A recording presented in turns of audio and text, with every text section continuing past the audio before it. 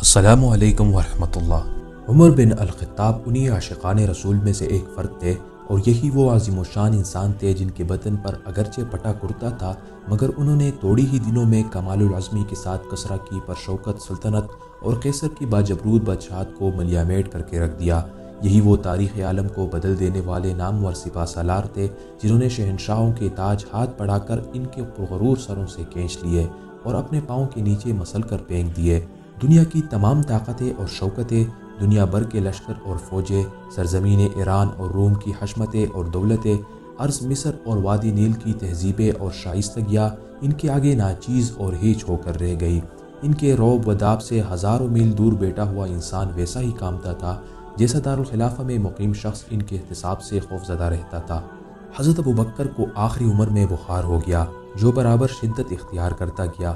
جب زندگی کی کوئی امید نہ رہی تو اکابر صحابہ رضی اللہ تعالیٰ عنہ سے مشورہ کر کے آپ نے حضرت عمر رضی اللہ تعالیٰ عنہ کو اپنے بعد خلیفہ نامزد کیا اور اس مضمون کا فرمان حضرت عثمان کو املا کروایا اور کہا، جس شخص کی خلافت کا اس وصیت میں ذکر ہے تم اس کی بیعت کر لو گے؟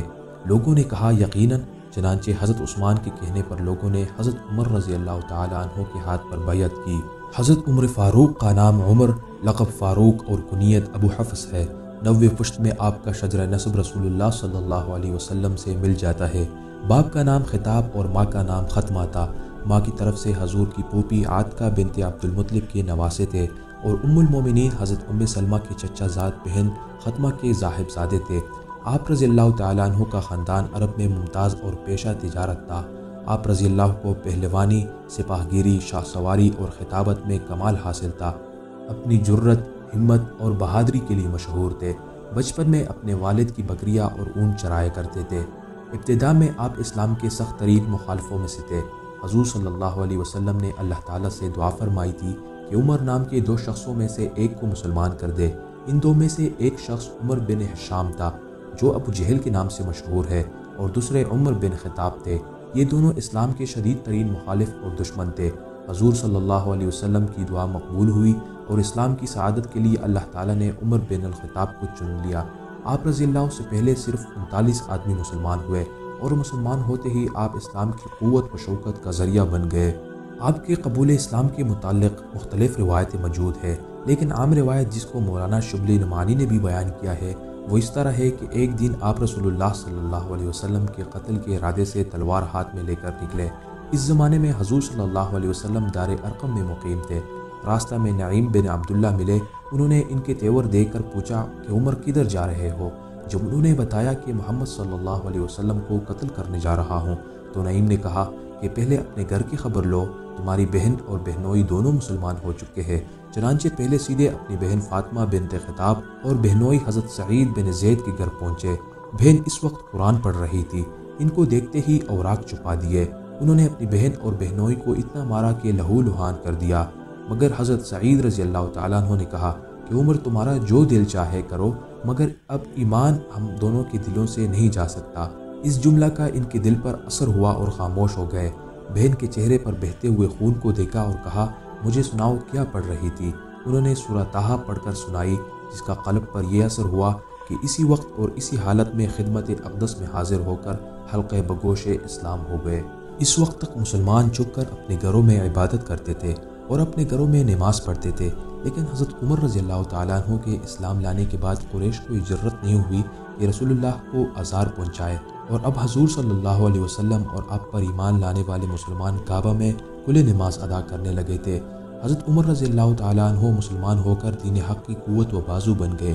یہ پہلا موقع تھا جب حق و باطل کے مقابلے میں سر بلند ہوا، اور حضرت عمر رضی اللہ تعالیٰ عنہ کو بارگاہ نبوت سے اس کے صلے میں فاروق کا لقب مرحمت ہوا۔ مسلمانوں کو ہجرت مدینہ کے بعد صحیح امن و آزادی میسر آئی، اور اب مسلمانوں کی تعداد بھی کافی زیادہ ہو گئی تھی، اور یہ وہ وقت تھا کہ فرائض و ارکان محدود و معین کیے جائے۔ حضور صلی اللہ علیہ وسلم نے اس سلسلے میں صحابہ کی رائے معلوم کی۔ لوگوں نے مختلف مشورے دیے۔ حضرت عمر رضی اللہ تعالیٰ عنہ نے کہا کہ ایک آدمی با آواز بلند اعلان کرنے کے لیے مقرر کیا جائے۔ سرور دو عالم صلی اللہ علیہ وسلم کو یہ رائے پسند آئی، اور اسی وقت حضرت بلال کو اذان کا حکم دیا گیا۔ اس طرح اسلام کا ایک شعار اعظم حضرت عمر کی رائے سے قائم ہوا، جس کی تائید و توثیق وحی الہی نے نازل ہو کر دی۔ صرف یہی نہیں، علماء نے ایسے 17 واقعات کی نشاندہی کی ہے جہاں وحی الہی نے آپ رضی اللہ تعالیٰ عنہ کی رائے کی توثیق کی۔ اس لیے حضور صلی اللہ علیہ وسلم نے ارشاد فرمایا، اللہ تعالیٰ نے عمر کی زبان پر حق جاری کر دیا ہے، اور دوسری حدیث میں ہے کہ اگر میرے بعد کوئی نبی ہوتا تو عمر ہوتے۔ مکہ میں جب کفار قریش کی اظہار رسانیہ اور ظلم حد سے بڑھ گئے تو حضور صلی اللہ علیہ وسلم کے حکم و ایما سے مسلمان مدینہ کی طرف ہجرت کرنے لگے۔ حضرت عمر نے بھی 20 آدمیوں کو ساتھ لے کر مدینہ کی ہجرت کی اور قبا کے مقام پر رفاعت بن عبد المنظر کے مقام پر قیام کیا۔ آپ کو عتبان بن مالک انصاری کا بھائی قرار دیا گیا، جو قبیلہ بنی سالم کے سردار تھے۔ اسلام لانے کے بعد حضرت عمر کا تمام وقت حضور صلی اللہ علیہ وسلم کی رفاقت و معیت اور اسلام اور مسلمانوں کی خیر خواہی اور خدمت میں گزرا۔ مدینہ میں جتنی جنگیں ہوئی، غیر قوموں سے جو صلح نامے ہوئے اور معاہدے ہوئے، جو انتظامی احکامات جاری کیے گئے، اسلام کی ترویج و اشاعت کے لیے جو تدابیر اختیار کی گئی، ان سب میں حضرت عمر رضی اللہ تعالیٰ عنہ پوری طرح شریک و شامل تھے۔ آپ رضی اللہ تعالیٰ عنہ حضور صلی اللہ علیہ وسلم کی زندگی کے آخری لمحے تک ہر وقت اور ہر معاملے میں حضور صلی اللہ علیہ وسلم کے ساتھ رہے، اور حضور جب اس دنیا سے تشریف لے گئے تو حضرت عمر کو آپ کا پورا اعتماد اور خوشنودی حاصل تھی۔ فتح خیبر کے بعد حضور صلی اللہ علیہ وسلم نے ایک قطع زمین جس کا نام شمخ تھا حضرت عمر کو عطا فرمایا۔ حضرت عمر نے اس کو راہ خدا میں وقف کر دیا۔ اسلام کی تاریخ میں یہ پہلا وقف تھا جو عمل میں آیا۔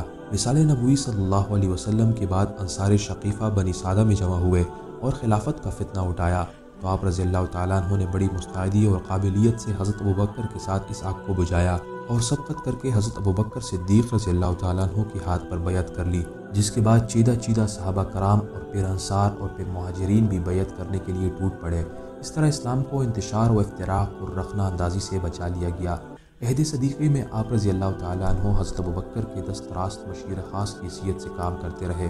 وفات صدیقی کے بعد 23 اگست 634 کو حضرت عمر رضی اللہ کے ہاتھ پر مسلمانوں نے بیعت کی اور آپ نے امیر المومنین کا لقب اختیار کیا۔ بیعت خلافت کے بعد آپ نے جو خطبہ ارشاد فرمایا، اس کے چند الفاظ اس طرح ہے: اے خدا، میں سخت ہوں تو مجھ کو نرم کر، میں کمزور ہوں تو مجھ کو قوت دے۔ ہاں، عرب کے لوگ سرکش اونٹ ہے جن کے مہار میرے ہاتھ میں دی گئی ہے، اور میں ان کو راستے پر چلا کر چھوڑوں گا۔ حضرت عمر رضی اللہ تعالیٰ عنہ کی یہ دعا مقبول ہوئی اور خلیفہ منتخب ہونے کے بعد ان کے مزاج اور طبیعت میں حیرت انگیز تبدیلی پیدا ہوئی اور سختی کی جگہ نرمی، رقت اور رحم دلی نے لے لی۔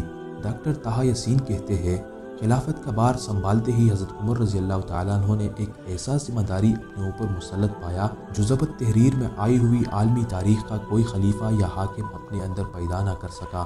چنانچہ حضرت عمر ادنا سی بات میں اپنا محاسبہ فرماتے تھے۔ آپ کا ضمیر ہمہ وقت بیدار رہتا تھا، دن اور رات کی کوئی گھڑی ایسی نہ تھی جس میں محاسبہ قائم نہ رہتا۔ آپ رضی اللہ تعالیٰ عنہ نے اپنے گھر والوں کے لیے نہایت سخت اور کٹن زندگی اختیار کی تھی۔ آپ مسکینوں اور غریبوں کا کھانا کھاتے تھے اور اپنے متعلقین کی سخت نگرانی کرتے تھے اور ان سے فرمایا کرتے تھے، لوگوں کی نگاہیں تمہاری طرف ہے، اس لیے اگر تم میں سے کسی نے ذرا بھی قانون شکنی کی تو میں اسے دوگنی سزا دوں گا۔ عراق اور شام میں جنگوں اور فتوحات کا آغاز عہد صدیقی رضی اللہ تعالیٰ عنہ میں ہی ہو گیا تھا، لیکن اسلامی تاریخ میں کسی خلیفہ یا سلطان کے عہد میں ایسی ماہر العقول اور اس قدر زبردست فتوحات حاصل نہ ہوئی جیسی عہد فاروقی میں ہوئی، اور اسلامی حدود عرب کی سرحدوں سے پھیل کر مغرب میں طرابلس، افریقہ اور مصر اور مشرق میں مکران و خراسان تک وسیع ہو گئی۔ حضرت عمر رضی اللہ تعالیٰ عنہ کے رومی علاقہ کو اور جزیرہ کی ایرانی قلمر کو مطلقاً اسلام کے زرنگی کر دیا۔ اس کے بعد سوائے اس کے کہ دور عثمانی میں افریقہ فتح ہوا اور مسلمان بحر ظلمات تک پہنچ گئے، یا پھر بنو امیہ کے زمانے میں اندلس فتح ہوا، کسی دوسرے اسلامی فرمان روا میں یہ تدبیر اور قوت نہ آ سکی کہ اسلامی سلطنت میں مزید اضافہ کر سکے۔ حضور اقدس صلی اللہ علیہ وسلم کی مدنی زندگی میں تقریباً 9 لاکھ مربع میل کا علاقہ فتح ہو کر اسلامی ریاست میں شامل ہوا۔ حضرت ابوبکر صدیق رضی اللہ تعالیٰ عنہ کے عہد میں مزید 87,000 مربع میل کا علاقہ فتح ہوا، اور حضرت عمر رضی اللہ تعالیٰ عنہ کی فتوحات کا رقبہ تقریباً 22.5 لاکھ مربع میل پر مشتمل تھا۔ 639 عیسوی مسلمانوں کے لیے اپنے دامن میں بہت سی مصیبتیں اور غم لے کر آیا۔ مصر، عراق اور شام میں طاعون کی سخت وبا پھیلی جس میں ہزاروں فرزندان اسلام جاں بحق ہو گئے۔ حضرت عبیدہ اس وقت حمص میں تھے اور اسلامی لشکر میں بھی طاعون پھیل چکا تھا، چنانچہ بہت سے اکابر صحابہ سمیت 25,000 مسلمان جاں بحق ہو گئے۔ اس مصیبت کا غم ابھی تازہ تھا کہ 639 عیسوی کے آخر میں جب لوگ حج سے واپس آ رہے تھے تو تیز سرخ آندیاں چلی۔ اس کے بعد حجاز، تہامت اور نجد شدید خشک سالی اور قحط کی لپیٹ میں آ گئے اور یہ ہلاکت خیز سلسلہ مسلسل 9 ماہ تک جاری رہا۔ ان مہینوں میں حضرت عمر رضی اللہ تعالیٰ عنہ نے جو طرز عمل اختیار کیا اس کی مثال تاریخ عالم میں نہیں ملتی۔ اس مدت میں انہوں نے ہر راحت و آرام اپنے اوپر حرام کر لیا تھا۔ چاروں طرف سے لوگ اشیاء خورد و نوش کی تلاش میں آ کر مدینہ کے نواح میں جمع ہو گئے۔ حضرت عمر اپنے غلاموں کے ساتھ آٹا اور زیتون کا روغن لے کر چکر لگاتے اور جس کو بھوک سے بے گل پاتے فوراً اس کے پاس پہنچ جاتے۔ آپ رضی اللہ تعالیٰ عنہ خود وہی غذا استعمال کرتے جو ان بادیہ نشینوں کو بہم پہنچا سکتے تھے۔ آپ رضی اللہ تعالیٰ عنہ نے گوشت، گھی اور دودھ کا استعمال ترک کر دیا تھا کہ جب تک یہ چیزیں قحط زدہ لوگوں کو نہ مل جائے خود استعمال نہیں کریں گے۔ زیتون اور خشک روٹی کے مسلسل استعمال سے آپ کا رنگ جو سرخ و سفید تھا کالا پڑ گیا اور پیٹ میں درد رہنے لگا، مگر اس درویش صفت حکمران نے یہ گوارا نہ کیا کہ اپنے لیے کوئی چیز جائز رکھے جو دوسروں کو فراہم نہ کر سکے۔ آپ نے جب تک اس مصیبت سے لوگوں کو چھٹکارا نہیں دلایا اپنی ذات کے لیے کوئی آرام و آسائش جائز نہ قرار دی۔ خوش سالی کے ان مہینوں میں آپ نے زکوٰۃ وصول کرنے کے لیے مدینہ سے اعمال بھی روانہ نہیں کیے۔ دوسرے سال آپ نے زکوٰۃ وصول کرنے والوں کو پیغام بھیجا اور انہیں حکم دیا کہ اس سال دگنی زکوٰۃ وصول کرے اور اس میں سے آدھی زکوٰۃ وہی قبیلے کے نادار اور مفلوک الحال لوگوں میں تقسیم کر آئے۔ بھوک، پیاس اور مصیبت میں عام لوگوں کا ساتھ دینے کی یہ مثال شاید دنیا کی تاریخ میں کہیں نہ ملے۔ حضرت فاروق اعظم رضی اللہ تعالیٰ عنہ نے قیصر و کسریٰ کی عظیم الشان سلطنتوں پر قبضہ کرنے کے بعد جس اعلیٰ درجے کی انتظامی قابلیت کے ساتھ تمام مفتوحہ علاقوں کا بندوبست کیا، جس عمدگی کے ساتھ مسلم و غیر مسلم رعایا پر حکومت کی، جس فراخ دلی کے ساتھ مجوسیوں، عیسائیوں اور یہودیوں کو شہری حقوق عطا کیے، جس بے نظیر مساوات اور عدل و انصاف کا نمونہ آپ نے اپنے زمان خلافت میں دکھایا، جس خوبی کے ساتھ مختلف ممالک کو صوبوں اور علاقوں میں تقسیم کیا اور ان پر منصف اور فرض شناس حاکم مقرر کیے، محصول، لگان اور مالک زاری کے متعلق بہترین قوانین نافذ کیے، ہر مقام پر قاضی اور عادل مجسٹریٹ مقرر کر کے جس طرح رعایا کو آرام پہنچایا، فوج اور پولیس کے ساتھ جس طرح اپنی رعیت کی حفاظت کی، بیت المال کا روپیہ جس بے نظیر دیانت اور امانت کے ساتھ خرچ کیا، تمام زیر نگین ممالک میں جس طرح سڑکوں کا جال بچھایا، جتنی نہریں کھدوائی، جتنی مسجدیں بنوائی، جتنی مہمان خانے تعمیر کرائے، جتنے شہر بسائے، جتنی فوجی چھاونیاں قائم کی، فوج اور سپاہ کو جس طرح منضبط کیا، اشاعت اسلام اور تبلیغ مذہب کی جس قدر کوشش کی، تعلیم الدین کی طرف جس قدر متوجہ ہوئے، لاوارثوں، یتیموں، بیواؤں اور غریبوں کی جس طرح ہمدردی کی اور جس طرح بیت المال سے ان کے روزینے اور وظیفے مقرر کیے، جس قابلیت سے سلطنت کے تمام کام کو مختلف محکموں میں تقسیم کیا اور ہر محکمے کے متعلق نہایت احتیاط سے رجسٹر بنوائے، ان سب باتوں کی تفصیلات بیان کی جائے تو بلا مبالغہ ایک دفتر تیار ہو جائے۔ حضرت عمر رضی اللہ تعالیٰ عنہ نے پہلی بار امور سلطنت کی انجام دہی کے لیے انتظامی شعبے مقرر کیے۔ انہوں نے مملکت کو 8 صوبوں میں تقسیم کر دیا اور مجلس شورا کے مشورے سے ان میں اعلیٰ عہدیداروں کا انتخاب کیا۔ آپ رضی اللہ تعالیٰ عنہ چاند بین کر کے حاکم مقرر کرتے تھے۔ آپ میں لوگوں کی جوہر پہچاننے اور ان کے بعض کاموں سے ان کی خصوصیات معلوم کرنے کا ملکہ حاصل تھا۔ ایک دفعہ آپ رضی اللہ تعالیٰ عنہ نے ایک صوبے کی گورنری کے لیے ایک صحابی کا انتخاب کیا اور روانگی کے وقت پیدل ان کو نصیحت کرتے ہوئے دور تک گئے۔ راستے میں بچے دوڑتے ہوئے آتے اور حضرت عمر رضی اللہ تعالیٰ عنہ کا دامن کھینچنے لگتے۔ یہ دیکھ کر ان صحابی نے بچوں کو ڈانٹ دیا کہ امیر المومنین کے ساتھ گستاخی کرتے ہو۔ حضرت عمر وہی ٹھہر گئے اور فرمایا کہ جب تم بچوں پر لطف و مہربانی نہیں کر سکتے تو رعایا پر کیسے کرو گے؟ یہ کہہ کر ان کو واپس لے آئے اور دوسرے شخص کا تقرر کر دیا۔ آپ رضی اللہ تعالیٰ عنہ اپنے عاملوں اور والیوں کے ساتھ نرمی اور چشم پوشی کا برتاؤ نہیں کرتے تھے بلکہ ان پر کڑی نظر رکھتے تھے۔ عامل مقرر کرتے وقت ان کے اثاثوں کی ایک فہرست تیار کراتے اور سبکدوشی کے وقت ان کی جانچ پڑتال کرواتے۔ اگر فرق ہوتا تو اس کے 2 حصے کر کے ایک حصہ بیت المال میں جمع کر دیتے۔ حج کے موقع پر مختلف صوبوں سے آنے والے لوگوں سے ان کے عاملوں کے حالات دریافت فرماتے۔ اگر کوئی جائز شکایت سنتے تو سب کے سامنے عاملوں کی سرزنش فرماتے۔ ان کو سخت تاکید کی کہ رعایا کو کسی قسم کی تکلیف نہ پہنچائے۔ آپ رضی اللہ تعالیٰ عنہ نے مفتوحہ علاقوں کو امراء کی جاگیر بنانے کی بجائے انہیں حکومت کی ملک قرار دیا اور حکم دیا کہ ان زمینوں کو عوام کے قبضے میں رہنے دیا جائے۔ آپ رضی اللہ تعالیٰ عنہ نے بیت المال سے مردوں، عورتوں، بچوں اور خستہ حال بوڑھوں اور معذوروں کے لیے روزینے مقرر کیے۔ ایک رات جب آپ راہ سے گزر رہے تھے تو ایک بچے کی رونے کی آواز سنی۔ جب واپسی پر بھی ایسا ہی ہوا تو آپ رضی اللہ تعالیٰ عنہ نے اس کی ماں سے رونے کا سبب پوچھا تو اس نے ٹال دیا۔ لیکن جب آپ تیسری مرتبہ ادھر سے گزرے اور پھر بچے کو روتے ہوئے پایا تو اصرار کے ساتھ وجہ دریافت کی۔ بچے کی ماں نے کہا میں اس کا دودھ چھڑا رہی ہوں، اس لیے کہ عمر بچوں کا روزینہ اس وقت مقرر کرتے ہیں جب وہ دودھ چھوڑ چکے ہو۔ یہ سن کر آپ رضی اللہ بے قرار ہو گئے اور صبح ہوتے ہی اعلان کر دیا کہ بچوں کا دودھ چھڑانے میں جلدی نہ کی جائے، چنانچہ بچوں کی پیدائش کے وقت سے ہی روزینہ مقرر فرما دیا۔ آپ رضی اللہ تعالیٰ عنہ نے کوفہ، بصرہ اور دوسرے مقامات پر فوجی چھاونیاں قائم کی اور باقاعدہ فوج کا انتظام کیا۔ حربی تاجروں کو ملک میں آنے اور تجارت کرنے کی اجازت دی، مال دفتر، محکمہ پولیس اور جیل خانہ جات قائم کیے اور نئے شہر مثلاً کوفہ، بصرہ، جیزہ اور قاہرہ وغیرہ آباد کیے۔ آپ نے راستے تعمیر کیے اور مسافروں کے لیے کنویں کھدوانے کے علاوہ ٹھہرنے کے لیے مکانات بنوائے۔ احساس ذمہ داری کا یہ عالم تھا کہ آپ رضی اللہ فرماتے تھے کہ اگر فرات کے کنارے ایک اونٹ بھی بلا سبب ضائع ہو جائے گا تو مجھے ڈر ہے کہ اللہ مجھ سے اس کا سوال کرے گا۔ ایک دن شدید گرمی اور لو کی کیفیت میں حضرت عثمان اور چند دیگر صحابہ نے دیکھا کہ آپ رضی اللہ تعالیٰ عنہ پریشان دوڑے ہوئے جا رہے ہیں۔ انہوں نے باہر نکل کر وجہ پوچھی تو معلوم ہوا کہ صدقہ کا ایک اونٹ گم ہو گیا ہے، اس کو تلاش کرنے جا رہے ہیں۔ انہوں نے کہا کہ امیر المومنین یہ کام غلام بھی کر سکتا تھا۔ فرمایا قیامت کے دن اس کی باس پرس غلام سے نہیں بلکہ مجھ سے ہوگی۔ سرداران لشکر کو حکم تھا کہ مسلسل آپ کو محاذ جنگ کے حالات سے مطلع رکھے اور کوئی قدم آپ رضی اللہ کی اجازت اور حکم کے نہ اٹھایا جائے۔ آپ رضی اللہ تعالیٰ عنہ قاصد کے انتظار میں مدینہ سے باہر نکل جایا کرتے اور اکثر ایسا ہوتا کہ قاصد گھوڑے یا اونٹ پر سوار آتا، آپ رضی اللہ تعالیٰ عنہ پیچھے پیچھے دوڑتے ہوئے حالات پوچھتے جاتے، اور جب آبادی میں آ کر کوئی آپ کو امیر المومنین کہہ کر مخاطب کرتا تو قاصد کو معلوم ہوتا کہ یہ پیدل دوڑ کر آنے والا شخص امیر المومنین فاروق اعظم ہے۔ حضرت عمر فاروق کے دل میں کبھی یہ خیال نہیں گزرا کہ وہ اتنی بڑی عظیم الشان سلطنت کے فرمان روا ہے۔ وہ اپنے آپ کو لوگوں کا خادم، نگہبان اور ذمہ دار سمجھتے تھے۔ اس بات کا پورا خیال رکھتے تھے کہ کوئی کسی کو دھوکہ نہ دے، کوئی ناپ تول میں کمی نہ کرے، کوئی کسی سے بد اخلاقی سے نہ پیش آئے، اور جہاں کسی بدعنوانی کو دیکھتے تو فوراً سزا دیتے، قطع نظر اس کے کہ وہ کون شخص ہے۔ آپ رات کو شہر کا گشت کر کے لوگوں کے حالات معلوم کرتے۔ ایک مرتبہ ایک مکان سے کراہنے کی آواز سنی۔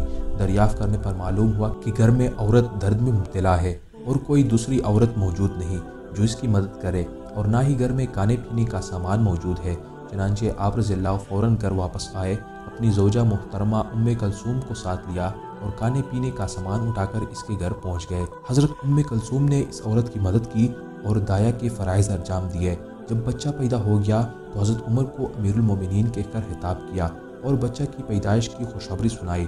اس وقت اس عورت اور اس کے شوہر کو معلوم ہوا کہ رات کی تاریکی میں ان کی خدمت کرنے والے کوئی اور نہیں، خود مسلمانوں کا فرمان روا اور ان کی اہلیہ محترمہ ہے۔ مورخین کا کہنا ہے کہ آپ رضی اللہ تعالیٰ عنہ نے حسب معمول حج ادا کیا۔ جب ارکان حج سے فارغ ہوئے اور منا سے پلٹے تو ابطح میں اپنا اونٹ بٹھایا، سنگریزے جمع کر کے ایک چبوترا سا بنا دیا، پھر اس پر لیٹ گئے اور اپنے دونوں ہاتھ آسمان کی طرف اٹھا کر کہنے لگے، اے اللہ، میری عمر اب کافی ہو چکی ہے اور میری ہڈیاں چور ہو چکی ہے اور رعایا پھیل گئی ہے، اب مجھے اپنے پاس بلا لے، اس حال میں کہ میرا دامن عجز و ملامت سے پاک ہو اور میں تیرے دربار میں آؤں تو سرخ روح ہو کر آؤں۔